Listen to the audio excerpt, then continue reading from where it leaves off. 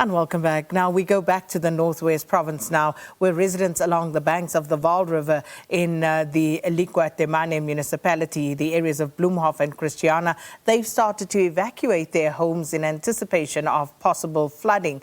Now we have seen persistent heavy rains in the Vaal River catchment area over the past few weeks and months, and the water levels of the river have risen steadily, and those along the river have been warned to leave their homes as a precautionary measure. So our reporter Sentleeng Lehihi is there for us, and local churches have also offered to store valuable belongings. But let's find out what the latest is. Sentleeng, good morning to you once more. And of course, we spoke to you earlier, but now we understand you're actually at a guest house where there's an actual evacuation taking place. Over to you.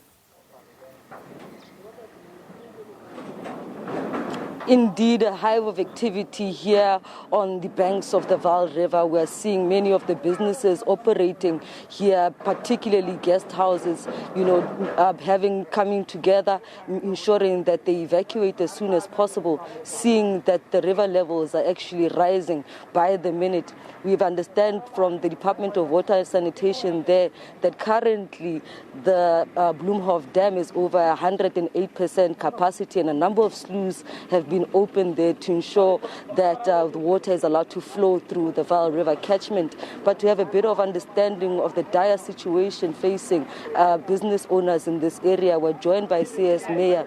Mr. Mayor, you've got workers out here together with local businesses.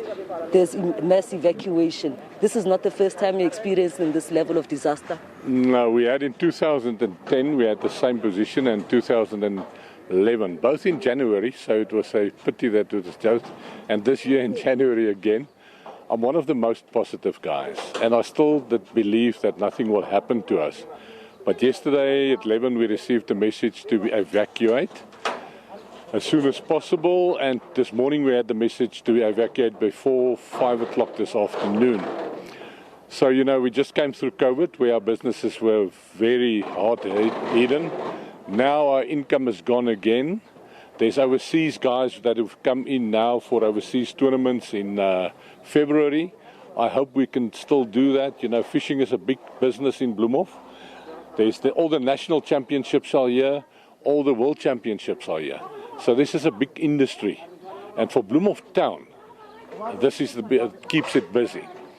Here we've got infrastructure, we've got our own water tanks, we've got electricity, but I'm moving into town now. And virtually every day there's no electricity in town, there's no water in town. So, the infrastructure of eLikwa-Temane at this stage is a worrying for me. If you see the roads that we travel on, it's really doesn't help us in the circumstances. Absolutely, and the economic situation that is facing you here is growing quite dire because of the additional costs that you have to deal with, seeking alternative accommodation and even storage for your goods. Have you had any communication from local authorities, particularly the local municipality, about assistance to residents and business owners here? I spoke to some of the guys at municipality disaster management, but they don't have any trucks. They haven't got people to help. They say they will support us. I don't know in what way can they support after I've spoken to them. Now I had to get people from Wolmaranstad, people from all over here. We had to get storerooms where we pay rent now. So it's all money going out, no money coming in at this stage. So that's for me it's bad because there is a disaster management. But I've seen the SAPD, yes. The station commander was here, and he said they'll see that there's enough people on foot that our properties don't get broken in, because that's another factor now. You're going to have burglaries and all those bad things that happen while there's nobody here. But infrastructure, I don't know, on disaster management side. Very unfortunate situation there. Your evacuation started quite early this morning. How far do you think you are? And by when do you think you'll have all your goods out of here in safety?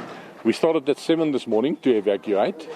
And I personally want to be evacuated by 12 o'clock. 12 o'clock I must be finished. Everything must be out, done and dusted. And then the other thing. There's virtually, I think, 120 people without a job today. After there's 63 houses that's emptied now. So everybody's got 2 or 3 people working. I've got about 15 people working for me. So all these people must go home now. And what do we do if we don't have money to pay them as well? So that's really bad for us. Thank you, Mr. Mayor, for your time. A very dire picture painted there by Mr. Mayor. Having just recovered from the COVID pandemic and only now accepting international guests, forced to make cancellations and evacuate. Not the first time that he's facing this situation, having come from a disaster back in 2010. He's hoping that now there will be a more concentrated effort from municipal authorities to ensure that, disaster measures are taken to salvage the little businesses that exist here. We anticipate that more of these sluices will be opened, and we see more cloud cover, meaning that more rain and the higher the river capacity here. For now, back to you in studio.